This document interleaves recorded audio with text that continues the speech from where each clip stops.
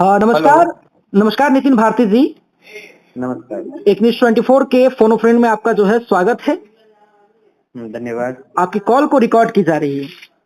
जी, जी। नितिन भारती जी, आपके राष्ट्रीय अध्यक्ष आरएलएम के श्री उपेंद्र कुशवाहा जी को जो है धमकी दी गई है, इस बात का जो है खुलासा उन्होंने फेसबुक पोस्ट करके किया और अलग सोशल मीडिया पे पोस्ट करके जो है किया है। क्या कुछ मामला है, थोड़ा आप बता सकते हैं क्या? देखिए ये कल शाम का ये मामला है। कल शाम में करीब तकरीबन जो समय सर ने अपने फेसबुक और ट्विटर हैंडल पर भी दिया है, जी। लगभग 7 कॉल जो है वो 8:52 से लेकर 9:20 के बीच कल शाम में ये कॉल आई है। और अलग अलग नंबरों से, 2 अलग अलग नंबर से ये कॉल आई। एक नंबर 6305129156 और दूसरा नंबर है 9229567466।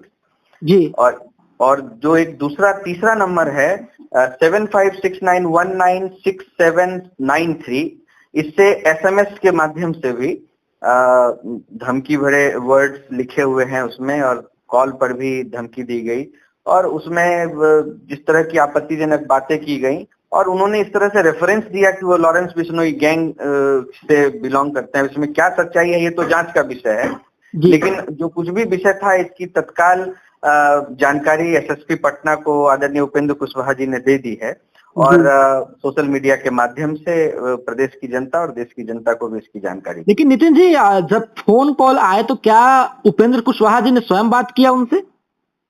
नहीं, ये कॉल जो है वो जो हमारे जो कॉल रिसीव करने वाले स्टाफ हैं उनकी तरफ से उठाया गया था और उन्होंने विस्तृत जानकारी दी। और दूसरी बात यह है कि जो एसएमएस आया है उस एसएमएस का तो पूरा प्रमाण उसके अंदर है। तो ये सब जो जांच का जो विषय है वो जांच एजेंसी जो भी इसमें जांच करेगी उसको सब कुछ उपलब्ध कराया जाएगा। उसमें फिर जांच पे जो बात सामने आएगी। नितिन जी, सवाल ये है कि जो आपके कॉल्स आए 7-8, उसके बाद टेक्स्ट मैसेज आए, तो क्या केवल इंडिविजुअल व्यक्ति के द्वारा किए गए हैं सारे कॉल्स?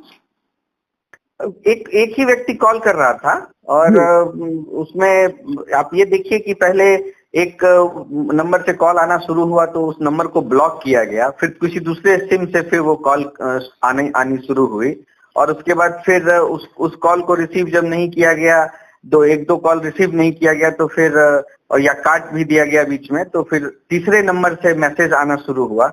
तो ये बहुत सिस्टमैटिक तरीके से किया गया है, इसमें तो कोई दो राय नहीं है। और देखिए सबसे बड़ी बात क्या है कि यह कार्यक्रम जो प्रधानमंत्री जी का आज कार्यक्रम था और सर को सिवान जाना था, तो उससे ठीक पहले ये चीज हुई है।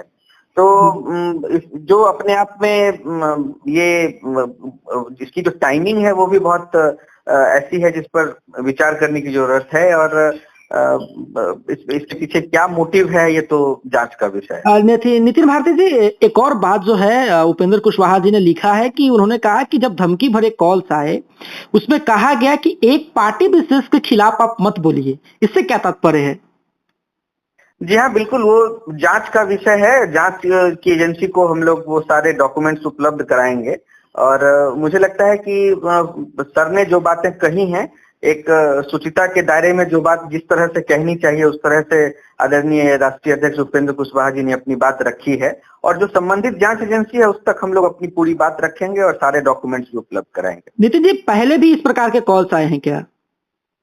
नहीं, इस तरह की मेरे पास कोई ऐसी कोई सूचना नहीं है कि पहले इस तरह का कोई कॉल आया है। कल पहली बार इस तरह की घटना हुई। एक अंतिम सवाल लेंगे नितिन जी कि जब कोई भी इस प्रकार की कॉल्स करता है तो उनका कोई मोटिव, क्या कुछ कहा गया, उनकी कुछ बातें कही गई कि हाँ आप इस बात को मानिए?